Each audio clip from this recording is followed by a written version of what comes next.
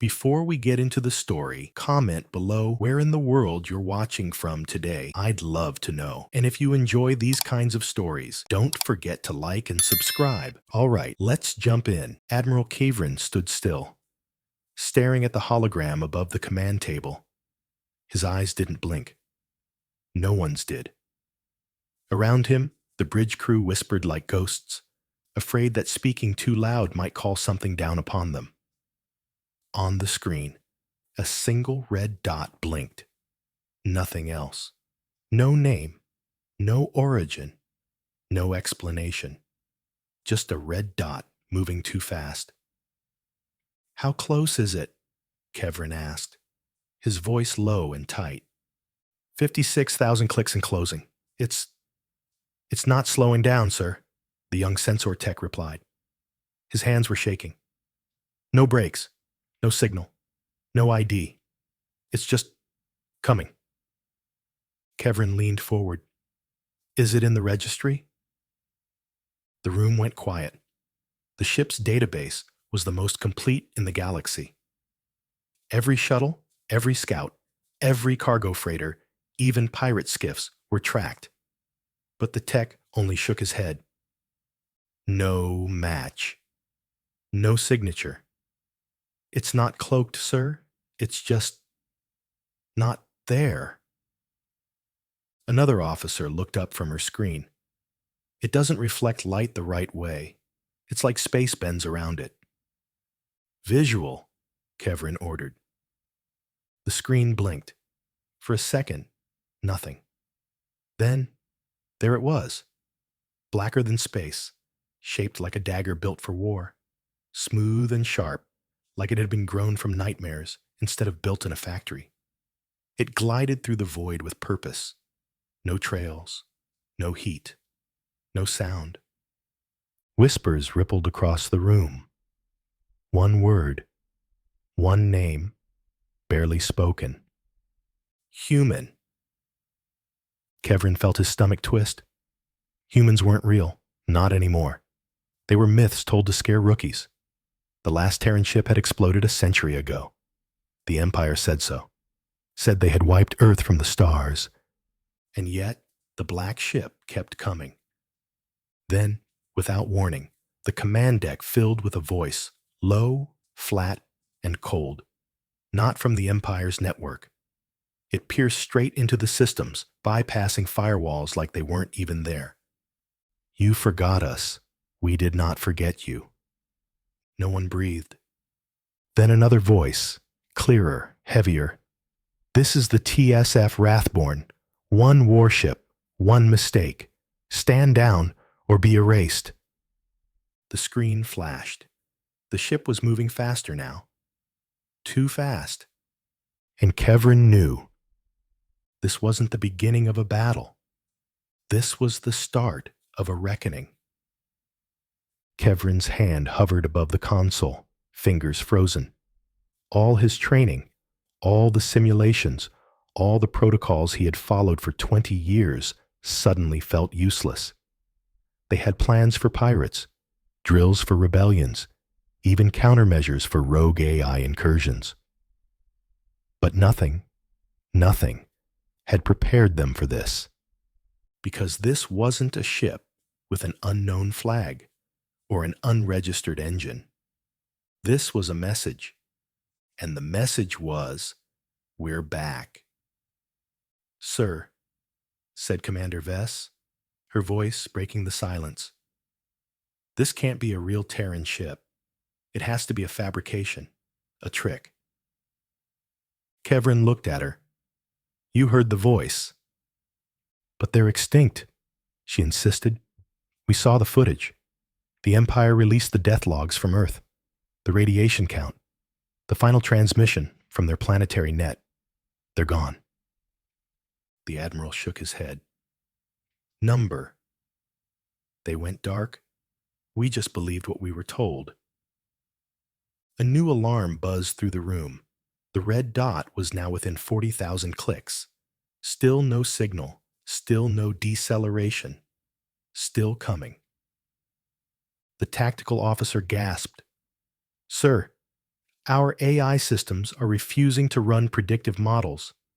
They say the ship doesn't exist in any known physical profile.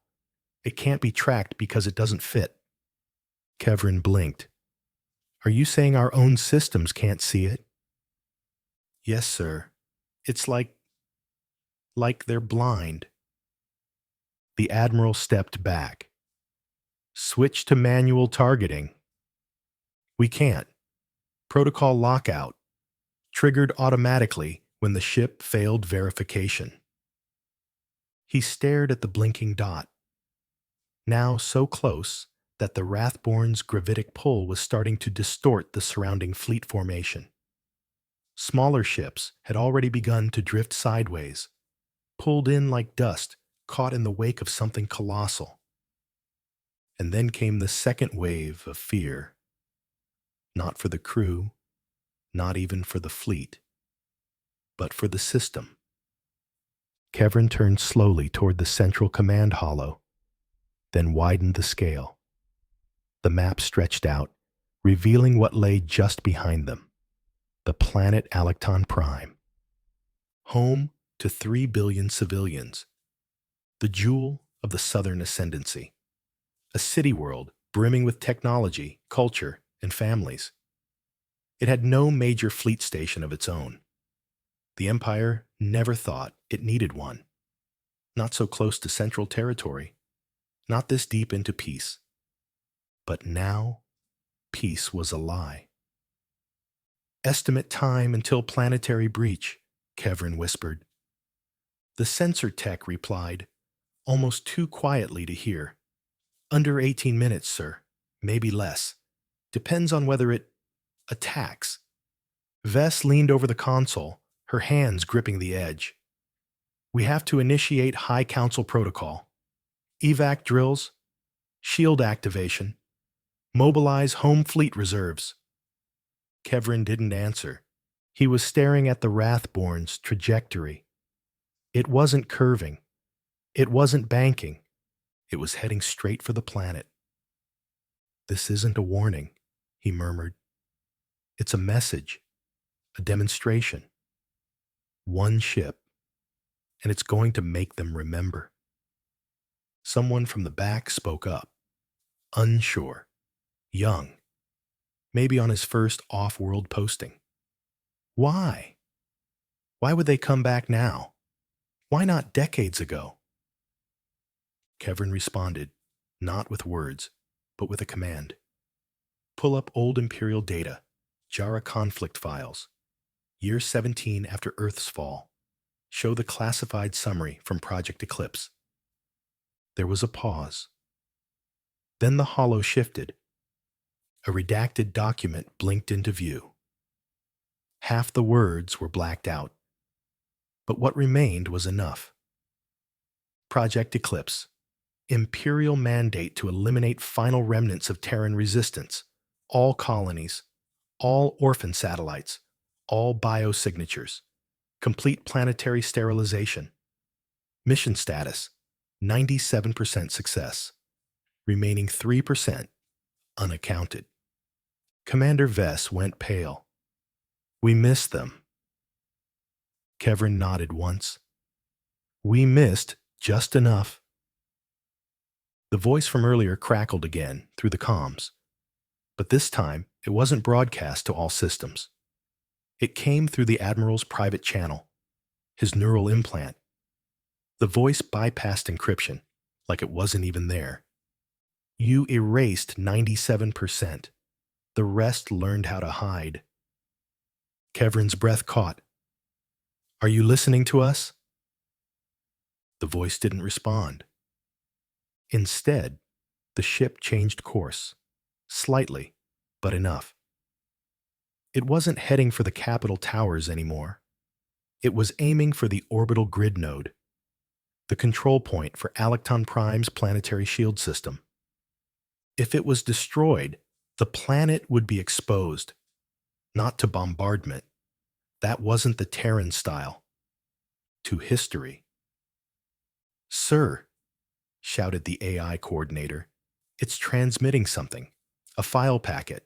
No, not a virus. Video. historical footage. Kevin glanced toward the screen. A single frame flashed. Earth.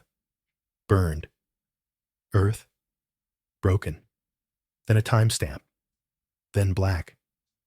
They weren't going to attack Alekton. They were going to show it everything. Every burning sky. Every dead child. Every scream. Alekton was the cultural hub of the Ascendancy. A society that worshipped its control over history, that prided itself on clean records, neat timelines, and carefully edited truths. The Wrathborn wasn't going to fire weapons. It was going to fire truth. "Prepare a full lockdown on all city comms," Kevin barked. "Kill the signal." Too late. The broadcast was already flooding public channels, news feeds, public transit hollows, school tablets, even private family rooms. One by one, screens across Alekton lit up with scenes the Empire had buried under layers of lies. And every person on that planet saw it. Not once. On repeat. Kevin felt the weight of it settling on his chest. One ship, one signal. And already he could see it happening. The truth was the weapon. The panic would come next.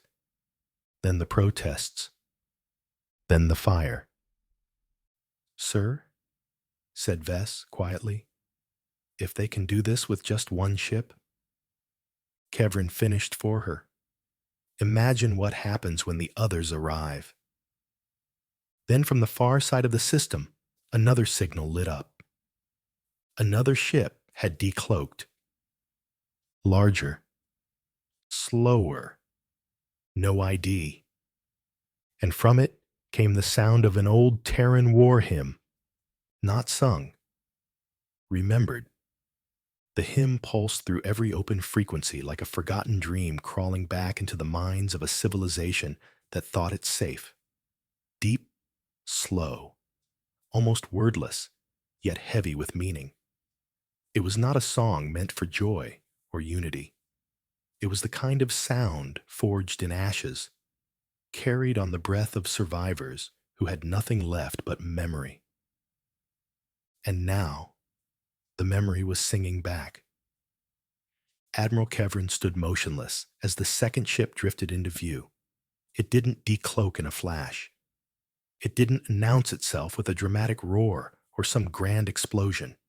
It simply appeared, filling the dark side of the planet with its jagged silhouette, as though space itself had split and poured the ship out like blood from an old wound.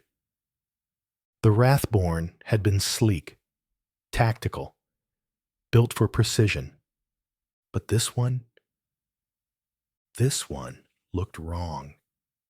Its hull was uneven, stitched with old plates and patches of metal scorched black and silver. It was bigger, far bigger, and it didn't move like a normal ship.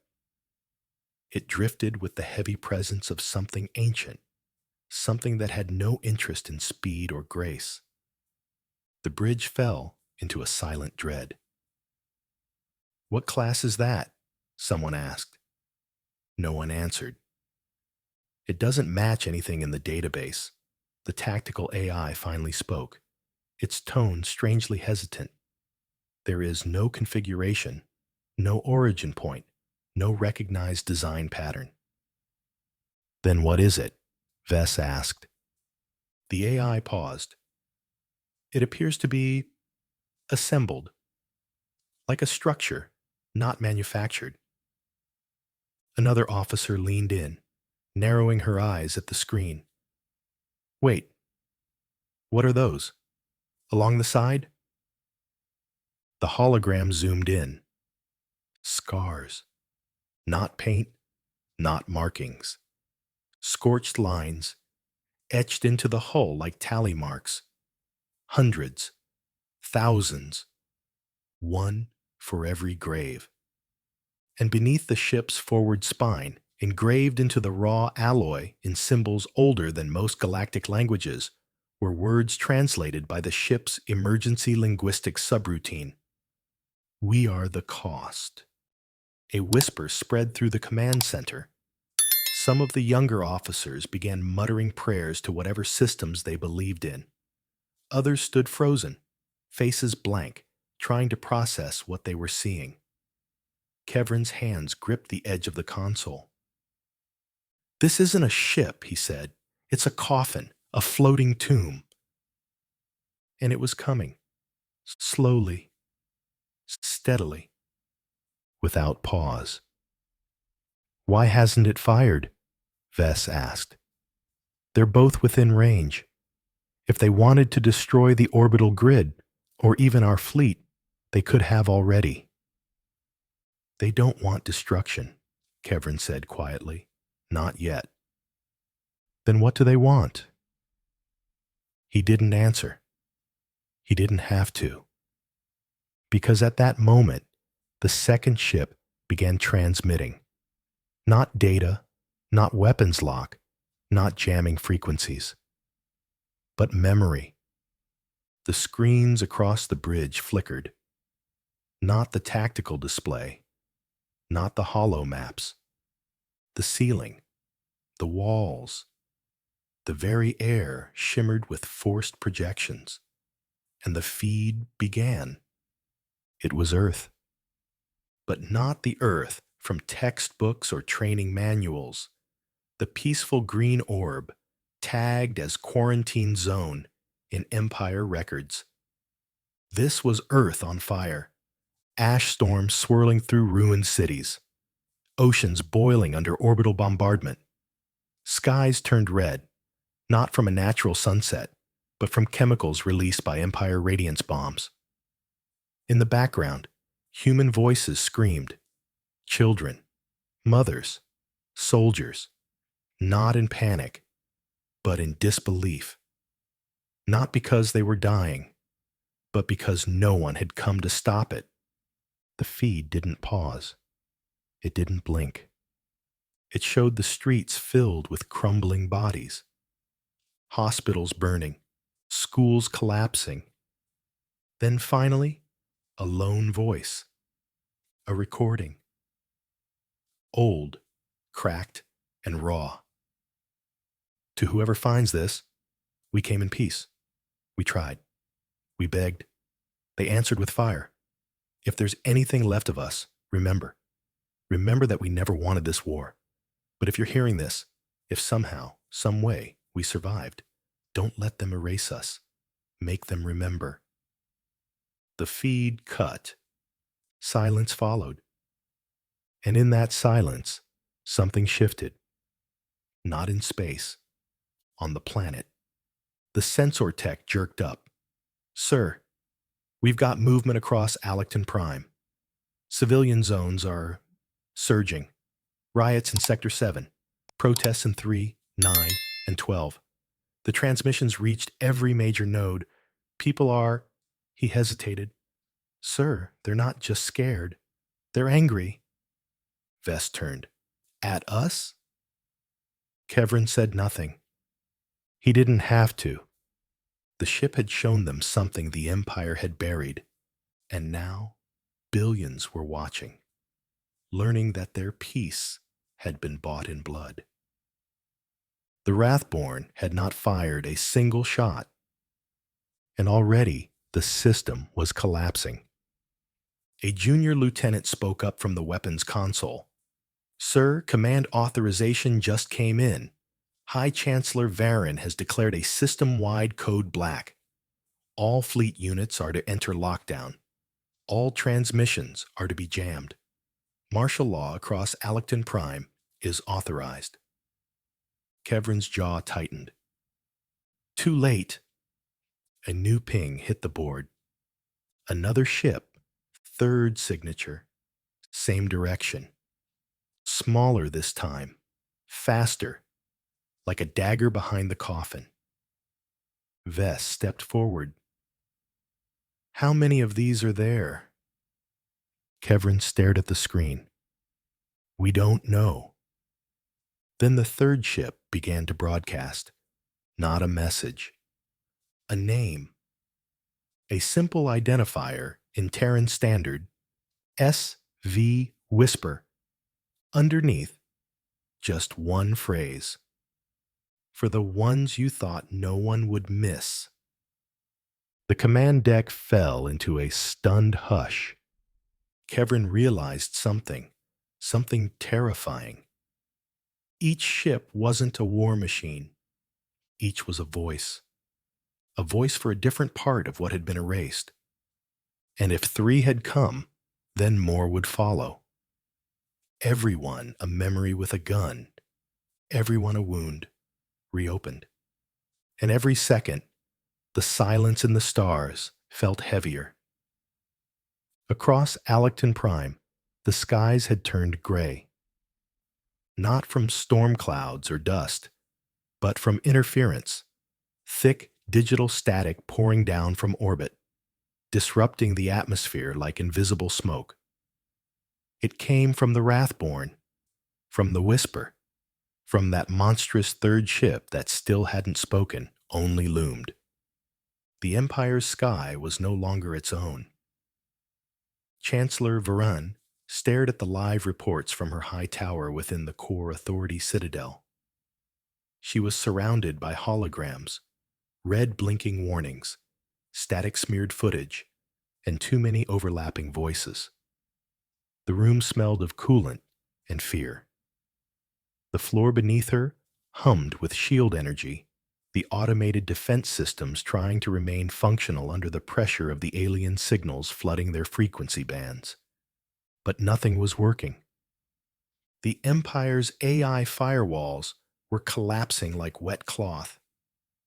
Her senior tactician, Lord Dren, stood rigid beside her, his metal-plated arms twitching with stress. "We've lost 2 out of 5 planetary hubs," he said, voice flat. "Citizens are rioting in 5 major cities. One of the metro cores exploded. No bombs detected. It was self-destruction, sabotage, internal. Their own people did it." Varen's jaw clenched. Why? Because the Terrans didn't need to destroy the Empire, Dren replied bitterly. They're making the people do it themselves. Across the balcony screen, live footage played from Sector 9's central square. What had once been a public forum was now a blaze of overturned transports and broken statues. Protesters, not soldiers, had thrown down the sigils of the Ascendancy. Some wore masks with old Terran symbols they had pulled from the hacked broadcasts. No one had ever taught them what those symbols meant, but somehow they knew. Varen turned sharply. "What of the fleet? Are Admiral Kevrin's units engaging?" Dren hesitated. "No, Chancellor. They're watching. No shots fired." "Watching?" He nodded slowly.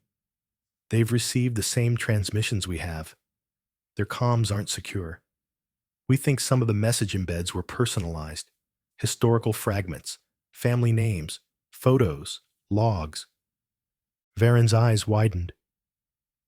"They're talking to our soldiers." "Not talking, reminding." The Chancellor stepped back from the projection. Her robes rustled as she turned away from the chaos. "What about the outer colonies?" Dren tapped a few keys. A new image surfaced. A sector map, blinking in unison with alerts. Half of them were already gray. "Dark," he said. "Shut down. Not responding. Either comms are jammed, or they've gone silent willingly. Some we think are in open revolt. Others just dropped off." Another dot blinked, then vanished. "Another defection," Dren said. The Chancellor's voice dropped into a whisper. "Why now? Why not during the old wars? Why come back now?" From the shadows of the room, another figure answered. They waited. It was Archivist Lena, an ancient woman wrapped in layered neural silk, and scroll-etched robes. She had served 3 rulers before Varen, and now her voice cut through the static like a knife. "They waited for us to forget," Lena said.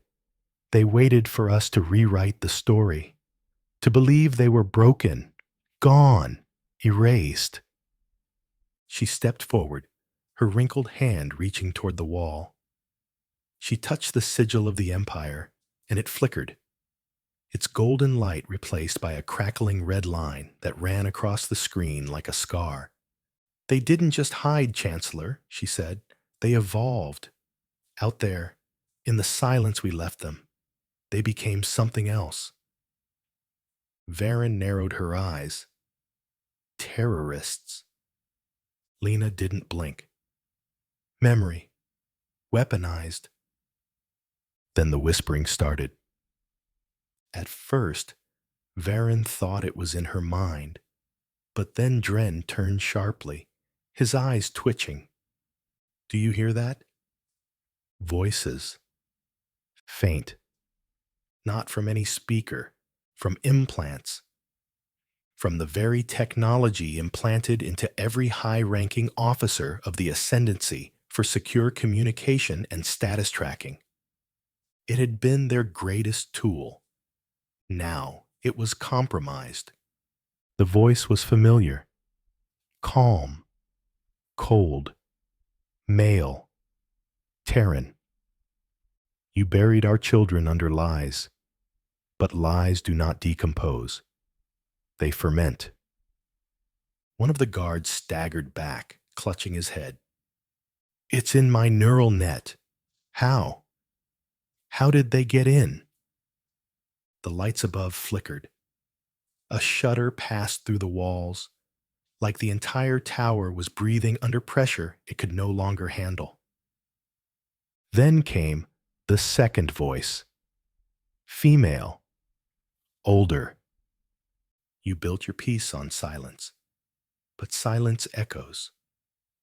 And then everything stopped. For a moment, no screens, no lights, no voices, just a low hum. And from the Citadel's windows, they saw it. The third ship, the one no one had named, had begun to move, but not forward, down, descending toward Alecton. Not fast, like a judge stepping into the courtroom. A fourth signal lit up. This one, different. Not Terran. Empire signature. A transmission from the Inner Ring Fleet. Admiral Yovan. Varen leaned forward. Finally, a proper military response. But the message wasn't encouraging. It was a simple announcement, voice calm and deadpan. Effective immediately. The Inner Ring Fleet declares neutrality in the Terran conflict. All ships have deactivated weapons and shields. We will not be part of another lie. Varen's blood ran cold. "Mutiny," she whispered. "No. Worse. Shame."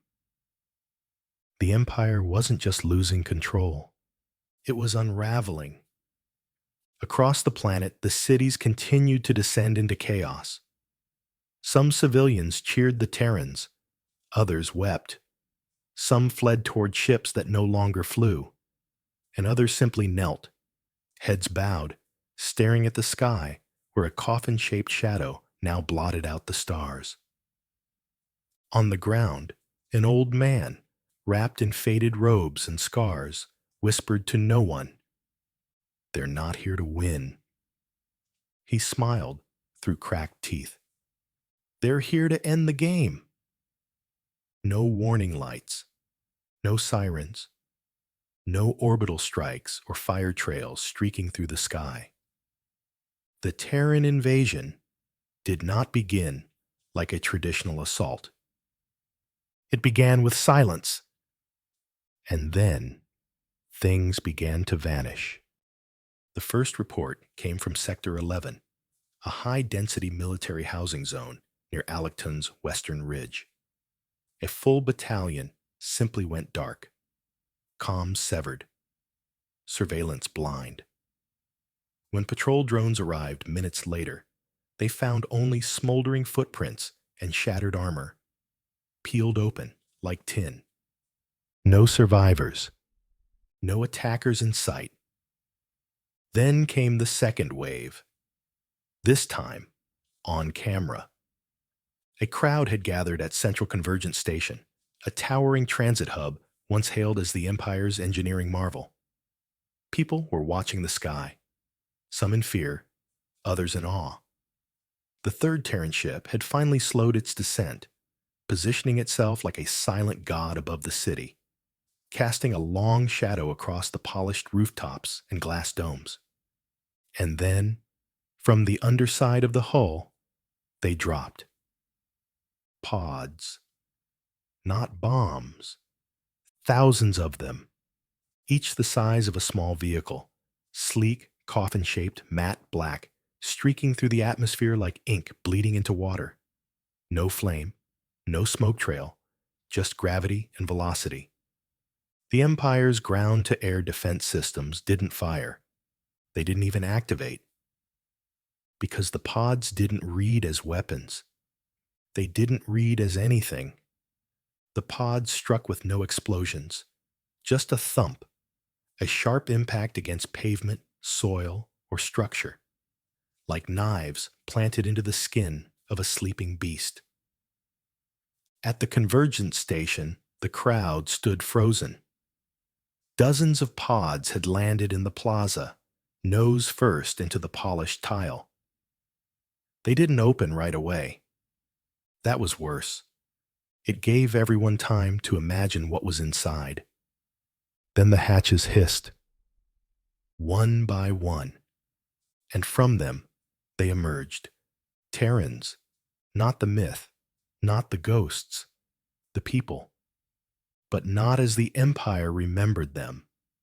These were not civilians. These were not stragglers from an extinct species. They were soldiers, not just trained, but forged. Their armor didn't shine. It pulsed faintly, like it was alive. Mismatched plating, scars, hand-carved sigils etched into chest pieces, shoulders, helmets. Their weapons were not standardized, but functional, ugly, heavy, and real. No two were identical, but all of them moved the same, with purpose. Not one of them spoke. They didn't shout orders. They didn't call targets. They fanned out in perfect silence, weapons raised, scanning. And then, one turned, not toward a soldier, but toward a broadcast pillar. With a flick of the wrist, a small, boxy device clamped onto the relay. The tower sparked, sputtered, then shifted. Screens that once bore Empire sigils flickered. A new feed took over. The face of a young girl, Terran, dirty, bloodied, eyes wide, looking up at the sky as explosions lit her world behind her. Her voice, why? Then static. Then another feed. Empire soldiers storming through a colony dome, firing into crowds, civilians screaming, a mother covering her child, a datapad dropped, showing the words, Peace Treaty drafted but not signed. Then black. The crowd at the station broke. Not in cheers or panic, in screams. Some ran, some fell to their knees. Some threw their military ID cards onto the ground and walked away. And the Terrans watched, still silent, still waiting, until the Empire fired first. A security drone, automated, reflexive, saw a Terran soldier and launched a stunner round. The bolt struck the soldier in the chest. He didn't flinch. didn't even pause. He raised his rifle, not a plasma weapon, not beam, but kinetic, ancient, modified, and fired. One round. The drone shattered in midair like glass dropped from the clouds. Then, in perfect unison, the Terrans moved. Not toward civilians, not toward the fleeing. They moved toward the guards. The soldiers, the symbols of the regime. Precision. No wasted fire. No missed steps. They advanced through the station, disabling weapons, neutralizing armor units, hijacking surveillance networks. It wasn't a battle. It was a surgical correction. Across the planet, more pods fell. In the outer districts, a farming town reported Terran boots on the ground, but no one died. They entered the food banks, downloaded crop registry data, and then left, only pausing to hand a medic a crate of antibiotics before vanishing into the hills. In the industrial rings, a corporate spire was reduced to rubble after refusing to surrender access to its server cores. No Terran was seen, only a countdown on every worker's console. They all made it out before it exploded.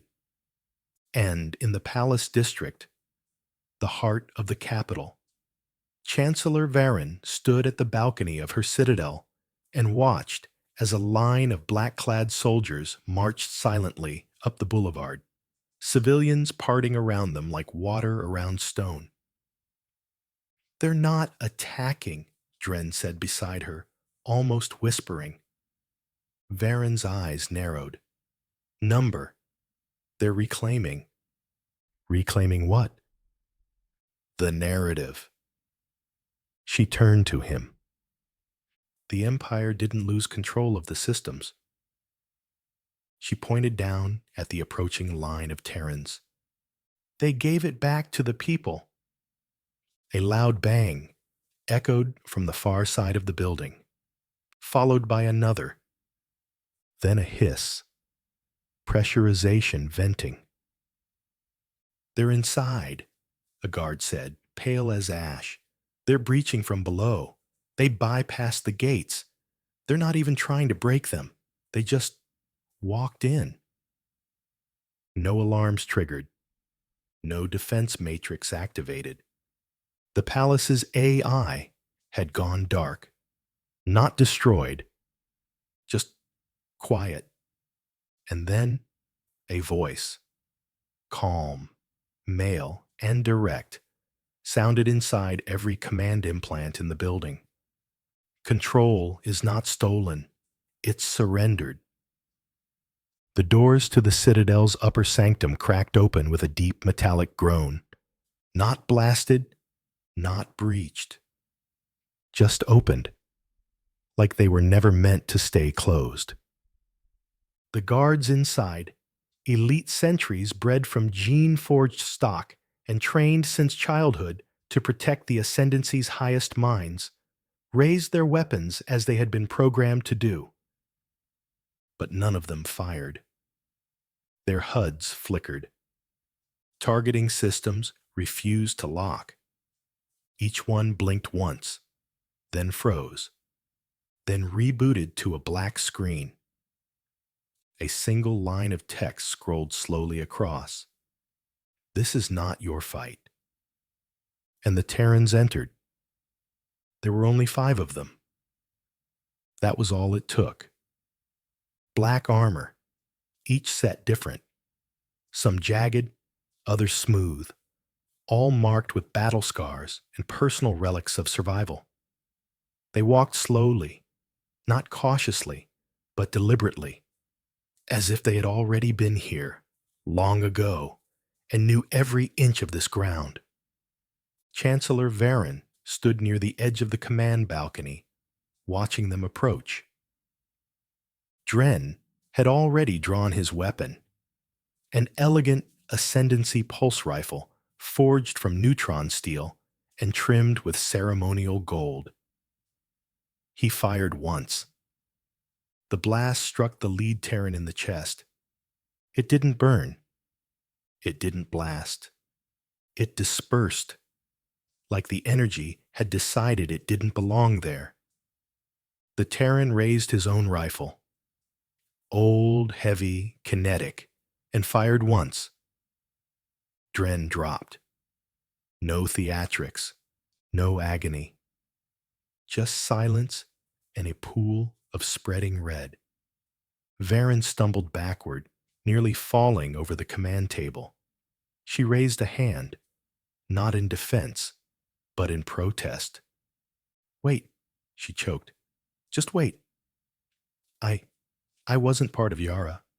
I was a student then. I was told we had to. We were told the Terrans had no choice but to be destroyed." One of the Terrans stepped forward, a woman, older, her armor scorched around the arms and back. Her voice was steady, dry. "You were told a lie." Varen's breathing quickened. "Then punish the ones who lied, the ones who gave the order. Not me. I didn't start this." "You didn't have to start it," the woman replied. "You just had to keep benefiting from it." The others stepped past her, weapons down, not scanning for threats, because there were none left. Only truth and consequence. One by one, they began placing devices on the command consoles, the archive cores, the central broadcast relay. Each one blinked with the same insignia, the old Earth sigil, reborn and burned bright.